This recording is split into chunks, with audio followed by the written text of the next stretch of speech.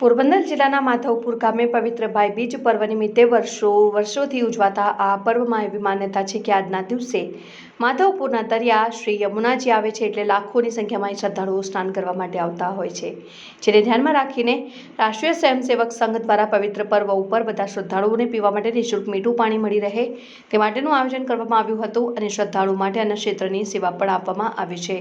તેમજ કંઈ પણ આકસ્મિક ઘટના ઘટે તો તાત્કાલિક ધોરણે તેનું નિવારણ માટે રાષ્ટ્રીય સ્વયંસેવક સંઘ દ્વારા અનેક તરવૈયાઓ પણ સેવા માટે હાજર રહે છે.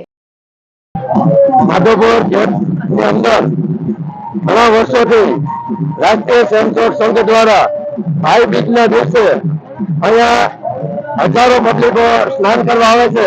એમના માટે પાણીની શુદ્ધ વ્યવસ્થા રાખવામાં આવે છે. તેમજ અહીંયા આવેલા મહેમાનોનું રાષ્ટ્રીય સ્વયંસેવક સંઘ દ્વારા હાર્દિક સ્વાગત કરવામાં આવે છે. આજે એવી લોકમાન્યતા છે કે યમુનાજી માધવપુરના દરિયાની અંદર પધારે છે અને જે લોકો સ્નાન કરે છે તેમને જે મથુરાની અંદર જે પુણ્ય મળે છે એ પુણ્ય માધવપુરના દરિયામાં સ્નાન કરવાથી એ પુણ્ય પ્રાપ્ત થાય છે. અને ઘણા વર્ષોથી રાષ્ટ્રીય સ્વયંસેવક સંઘ દ્વારા મીઠા પાણીની સુવિધા પૂરી રાષ્ટ્રીય સ્વયંસેવક સંઘ માધવપુર દ્વારા પાણીનું પરબ દર વર્ષની જેમ કરવામાં આવે છે. તેમજ અન્ય સંસ્થાઓ દ્વારા ભોજન વ્યવસ્થા, પાણીની પીવાની શરબત, કપડાં ચેન્જ કરવાની સગવડ સંપૂર્ણ સેવા અહીંયા રાખીએ છીએ માધવપુર દ્વારા.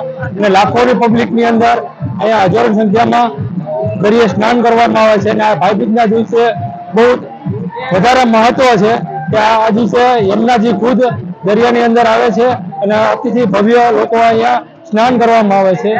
એવી શ્રી માધવરાય બાપાની કૃપા છે. બોલીએ શ્રી માધવરાય ભગવાન કી જય. રાષ્ટ્રીય માધવપુર ગેટ દ્વારા દર વર્ષની જેમ આ વર્ષે પણ મીઠા પાણીનું ઠંડુ પાણીની વ્યવસ્થા રાખવામાં આવી છે. દર વર્ષે જેમ આ વર્ષે પણ લાખો શ્રદ્ધાળુઓ પવિત્ર સ્નાન કરવા માટે આવે છે.